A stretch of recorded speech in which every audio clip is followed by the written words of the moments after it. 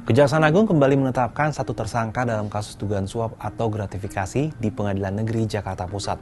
Penetapan tersangka ini juga mengungkap asal-usul uang 60 miliar rupiah yang diduga merupakan suap kepada 4 hakim. Bagaimana duduk perkaranya?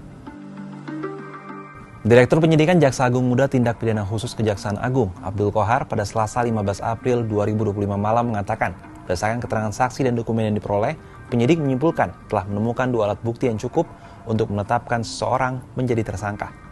MSY pegawai bagian legal di Wilmar Group yang berperan menyiapkan dan memberikan uang sebesar 60 miliar rupiah untuk pengurusan kasus korupsi pemberian fasilitas ekspor minyak sawit mentah atau CPO. MSY memberitahukan atau mengatakan bahwa biaya yang disediakan oleh pihak korporasi sebesar 20 miliar.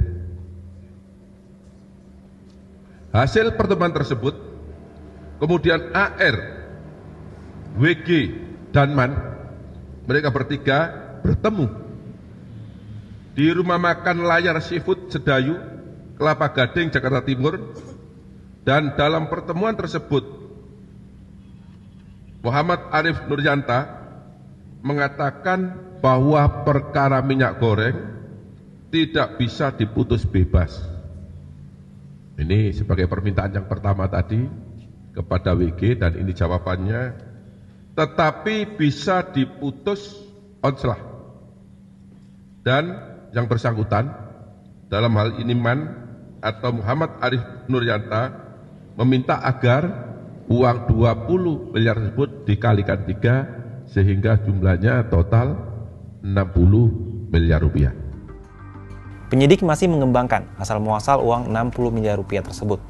Penyidik belum bisa memastikan uang 60 miliar itu disediakan seluruhnya oleh Wilmar Group atau di dalamnya juga ada kontribusi dari korporasi yang lain, yakni Musimas Group dan Permata Hijau Group. Tak hanya itu, dalam kasus ini terungkap pula keterkaitan antara kasus suap hakim di Pengadilan Negeri Jakarta Pusat ini dengan suap hakim di Pengadilan Negeri Surabaya. Seperti apa keterkaitannya? Kejaksaan Agung menyebut kasus dugaan suap atau gratifikasi yang menjerat 4 hakim dipicu dari kecurigaan adanya pola yang sama dalam vonis bebas terhadap Gregorius Ronald Tanur dalam kasus penganiayaan Dini Sera Afrianti hingga tewas. Tak hanya itu, Kejagung juga mengamini adanya hubungan dalam kedua kasus tersebut.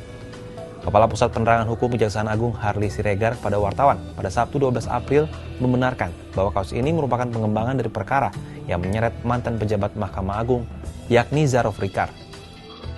Dalam perkara dugaan korupsi fasilitas ekspor CPO dengan terdakwa 3 korporasi, Majelis Hakim Pengadilan Tindak Pidana Korupsi Jakarta menjatuhkan vonis lepas. Ketiga hakim itu yakni Juyamto, Agam Syarif Baharudin, dan Ali Muhtarom. Sementara Marcella Santoso merupakan salah satu tersangka selaku kuasa hukum terdakwa korporasi. Di kasus suap Pengadilan Negeri Surabaya, nama tersangka Marcella Santoso sempat disebut dalam barang bukti elektronik dalam perkara suap Ronald Tanur. Kejagung sendiri tengah menyelidiki lebih lanjut terkait dugaan adanya jaringan mafia peradilan dari 2 kasus ini. Terungkapnya bukti-bukti baru dari kasus suap hakim di Pengadilan Negeri Jakarta Pusat ini semakin menegaskan adanya mafia peradilan di negeri ini. Hal ini tentu harus segera ditindak tegas oleh aparat hukum maupun pemerintah. Karena bukan tidak mungkin jaringan mafia peradilan ini juga terkait dengan daerah lainnya di Indonesia.